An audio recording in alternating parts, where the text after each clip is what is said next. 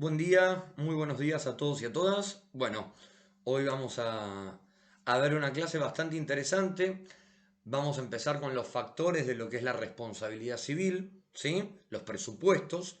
En esta clase vamos a ver los dos primeros, la siguiente vamos a ver todos los demás, pero es importante porque con esta clase lo que vamos a empezar a ver es, bueno, qué criterios son indispensables a la hora de pensar en una reparación del daño, en una sentencia, en qué obligaciones se generan a través de hacer un daño, qué causales de exhibición de daño tenemos, bueno, un poquito de todo eso, ¿sí? Bueno, vamos a arrancar, ¿sí? A ver, en la actualidad, ¿sí? El nuevo Código Civil, la doctrina y la jurisprudencia ponen mucho mayor énfasis, ¿sí? En lo que es la reparación del daño, ¿sí? A la causa del daño en sí. Es decir, al derecho hoy le importa mucho más cómo se puede reparar un daño, qué maneras hay de reparar un daño o incluso de prevenirlo o evitarlo, en vez de analizar tanto las causas que por supuesto se analizan, pero vuelvo a repetir, en la actualidad lo más importante para el Código Civil y para la jurisprudencia argentina y la doctrina es, bueno, cómo se repara el daño, ¿sí? De qué maneras existen para reparar daños. Bueno, justamente el artículo 1708 del Código Civil habla de lo que es la prevención del daño y su reparación. El Código Civil va a tutelar temas patrimoniales, pero también a la persona, ¿sí? Y a los derechos de incidencia colectiva. ¿Esto qué quiere decir? Que son tres grupos que van a estar protegidos ante un daño ocurrido por otra persona. ¿Se entiende esto? Entonces, de vuelta, a vos se te puede generar un daño por algo que, perdón, sí, te pueden hacer un daño a nivel patrimonial, a nivel personal y también de incidencia colectiva que tienen que ver justamente con el medio ambiente y demás. ¿Está? Bueno, vamos a hablar de la función preventiva de la responsabilidad civil. ¿Qué significa esto? A ver, que para el derecho civil no solamente, ¿sí?, se busca reparar el daño, sino prevenirlo o intentar disminuirlo o hacer que cese, y eso es la prevención. Vamos a dar un ejemplo concreto. La libertad de expresión está configurada, consagrada en el Pacto Internacional de San José de Costa Rica, en el artículo 13. Ahora bien, eso, digamos, implica que uno puede expresarse libremente, etcétera, etcétera, etcétera. Ahora, ¿qué pasa si una persona, ¿sí?, sale a difamarlos o difamarlas, a decir cualquier barbaridad de ustedes? Eso genera un efecto cadena donde mucha gente los empieza y las empieza a agredir, a violentar su intimidad, a manchar su buen nombre. Bueno, eso básicamente, ¿sí?, se puede prevenir, no prevenir, es decir, en ese entonces, bueno, cuando ya hablaron pestes de vos, dijeron cualquier barbaridad, cualquier mentira, difamación, mancharon tu nombre, tu reputación, tu intimidad, etcétera.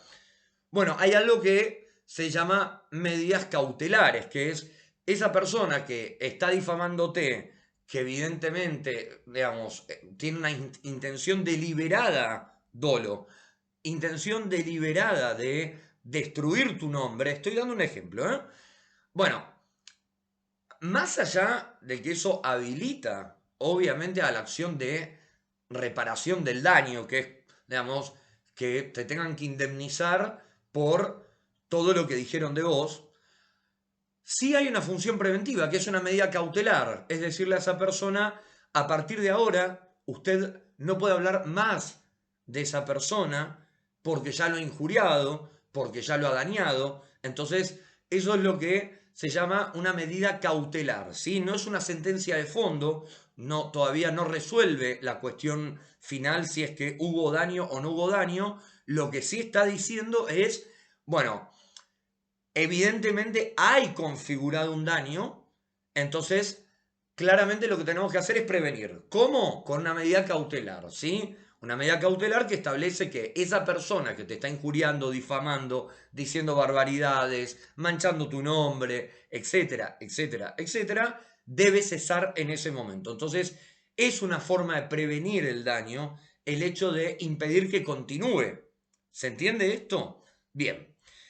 El artículo 1710 del Código Civil dice que toda persona tiene el deber de evitar el daño, de tomar medidas para evitar el daño y no agravar el daño. ¿Se entiende? Por eso las medidas cautelares, por ejemplo, son medidas a pedido de parte. ¿Sí?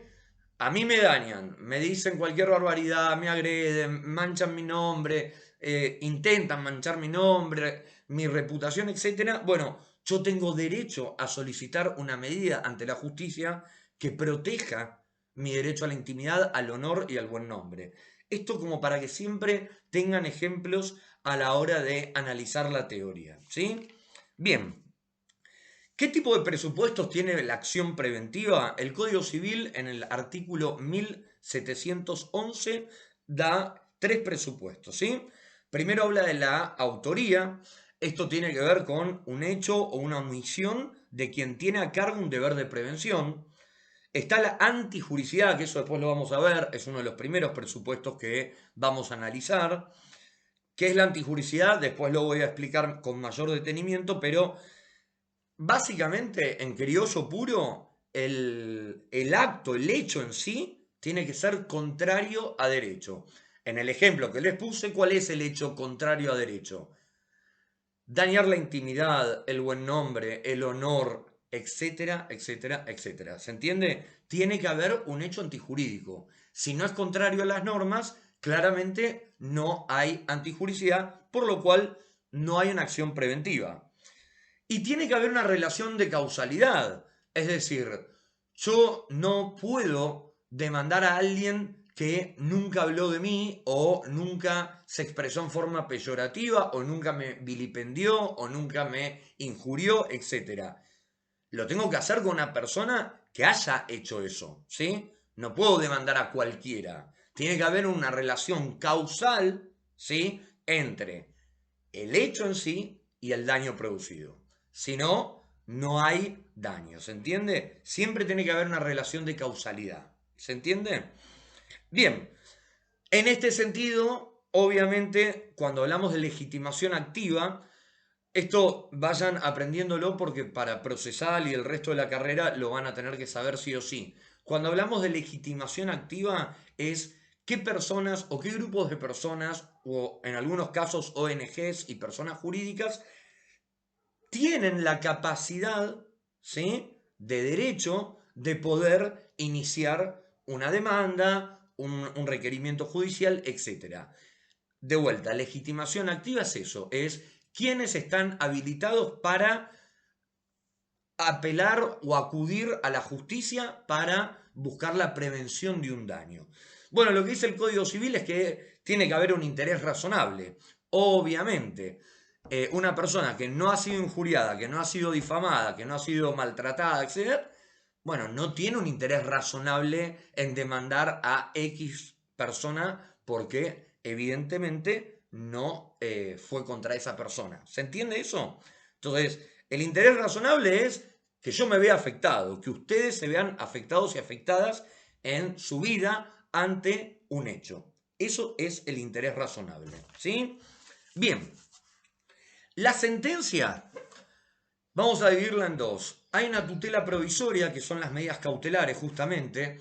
La tutela provisoria implica que a partir del dictado de una medida cautelar donde, vuelvo con el mismo ejemplo, así como en la clase anterior hablé de asados, bueno, hoy hablo de libertad de expresión, ¿sí?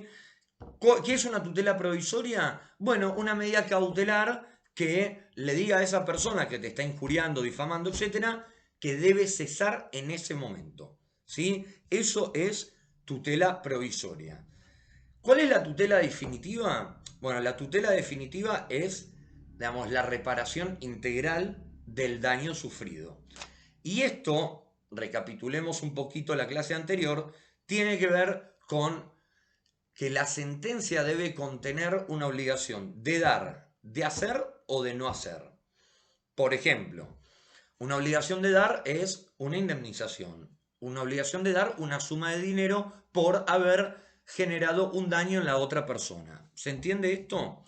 Una obligación de hacer puede ser, por ejemplo, una probation donde a una persona la obligan a hacer horas comunitarias. ¿Sí?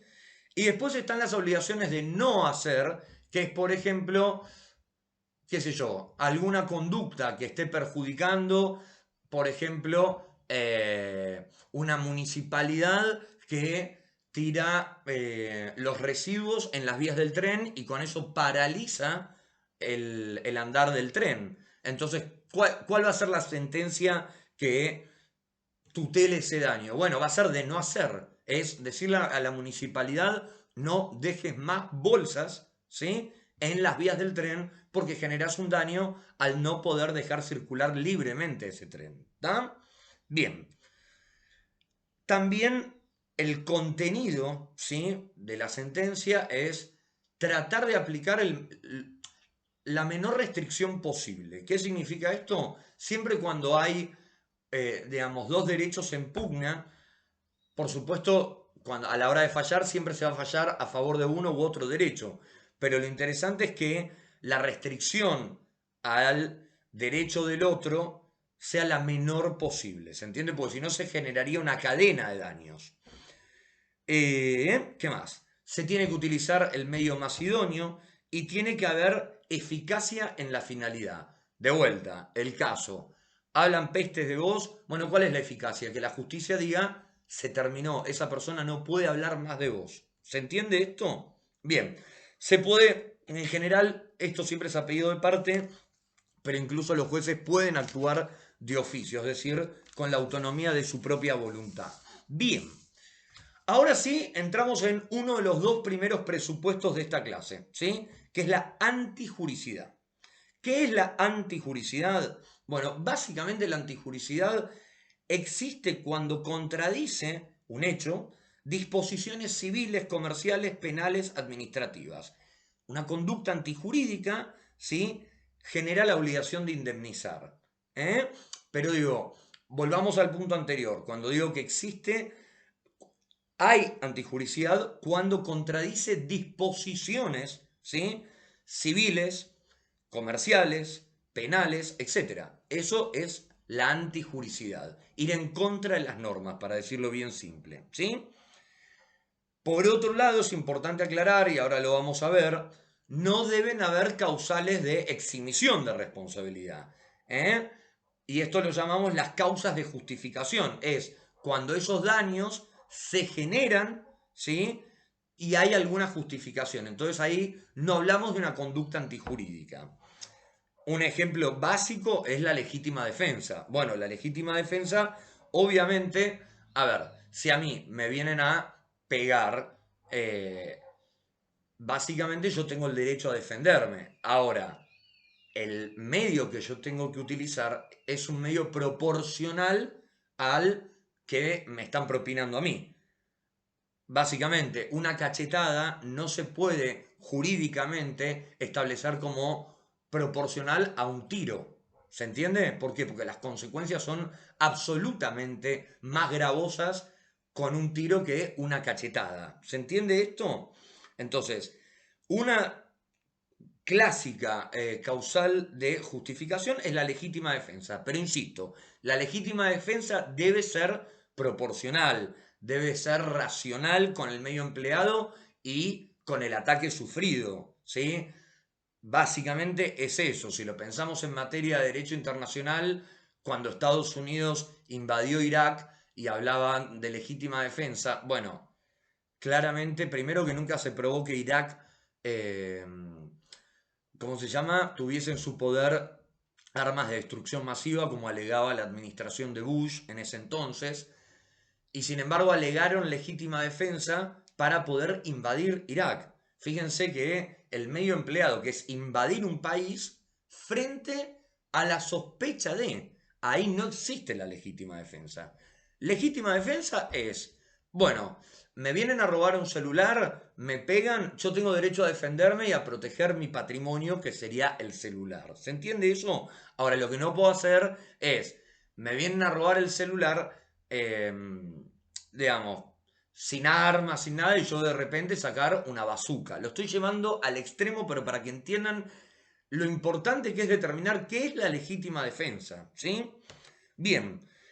Y también puede haber una causa de justificación que exime de responsabilidad cuando hay un estado de necesidad. ¿Qué es el estado de necesidad? Bueno, el clásico ejemplo de una persona que entra a un supermercado y roba algo para comer porque está desesperada de hambre.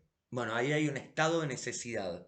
No, digamos, no se puede de alguna manera atribuir una conducta antijurídica cuando hay un estado de necesidad, ¿sí?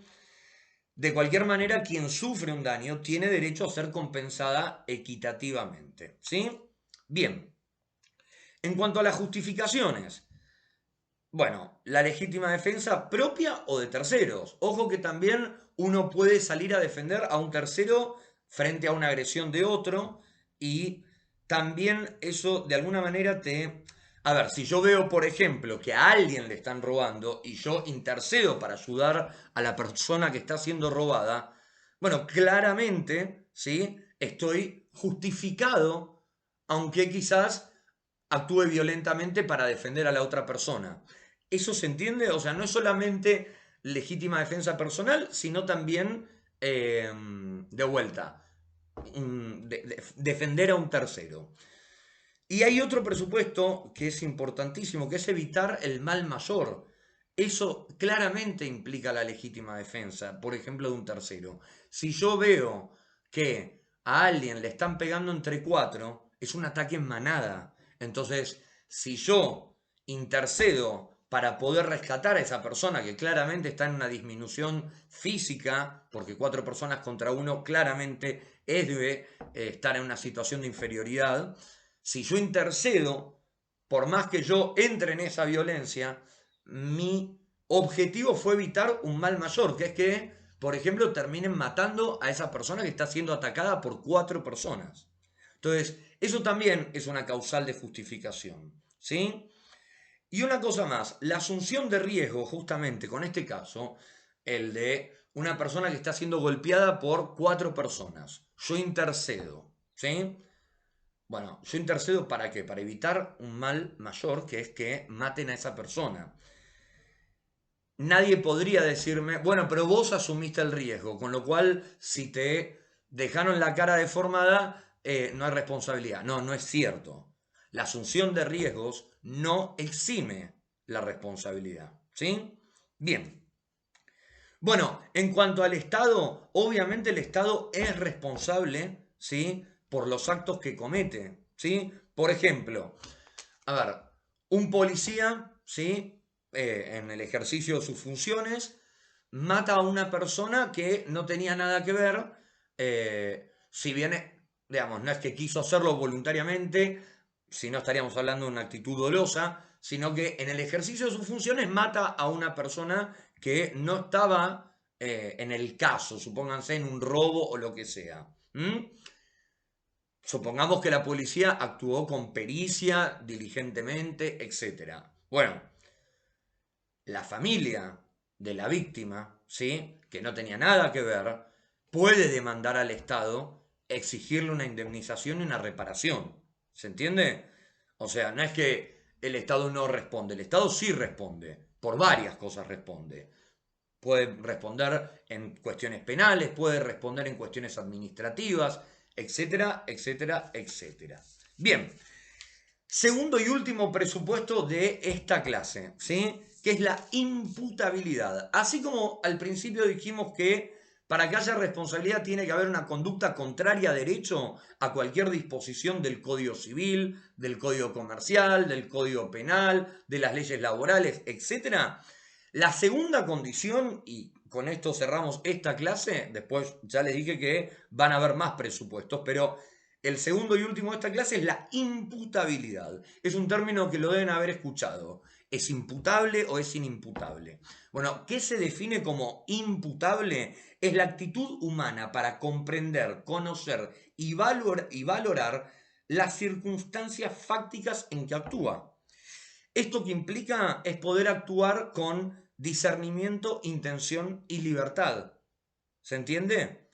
Entonces, vamos al caso de vuelta de la libertad de expresión. Es imputable una persona que actúa con estos criterios. Ahora, si vamos a un caso extremo, a mí me tienen secuestrado y me obligan bajo amenaza de muerte a salir a hablar mal de otra persona, bueno, yo en ese momento no estoy con discernimiento ni intención. Discernimiento puede ser, pero no estoy con libertad. ¿Sí? Sin embargo, los actos involuntarios, ¿sí? Son aquellos justamente los que no tienen discernimiento. Estos pueden ser casos de perturbación mental o una discapacidad grave o una voluntad viciada, ya sea por violencia o por error, ¿sí? Ahora, ¿esto exime completamente de responsabilidad? No. El Código Civil dice que el único caso que no se responde civilmente es por fuerza física irresistible. Ejemplo, vamos a un ejemplo extremo y burdo, pero para que se entienda. Viene un huracán, ¿sí? Un tsunami. Yo empiezo a volar y aplasto a otra persona. No, eso no es atribuible ni soy imputable. ¿Por qué? Porque había una fuerza física irresistible que era un viento de no sé cuántos kilómetros por hora que ni siquiera yo podía controlar mi propio cuerpo. Entonces, en ese caso, no se genera responsabilidad y obviamente no se genera una obligación de reparar nada porque no sos imputable. Entonces, básicamente para hacer un brief de lo que es esta clase, a ver, lo importante es entender que el derecho argentino hoy lo que busca fundamentalmente no es tanto la causa del daño, sino cómo repararlo. Eso me parece un avance hermoso y digno de ser valorado. Y después, bueno, básicamente tenemos acciones preventivas para que el daño no continúe, para que no sea mayor. Tenemos causales de justificación que eximen del daño, de la imputabilidad del daño. Y lo último son los dos factores que les acabo de comentar. Para que exista daño, ¿sí? Tiene que haber antijuricidad y la persona debe ser imputable. ¿Sí? Para que sea imputable, vuelvo a repetir, tiene que actuar con libertad, con discernimiento. ¿Sí? No puede estar bajo una amenaza de muerte o una persona que tiene una discapacidad grave. Veamos, en esos presupuestos, bueno, claramente la persona se considera inimputable, por lo cual se cae uno de los presupuestos de responsabilidad civil frente al daño.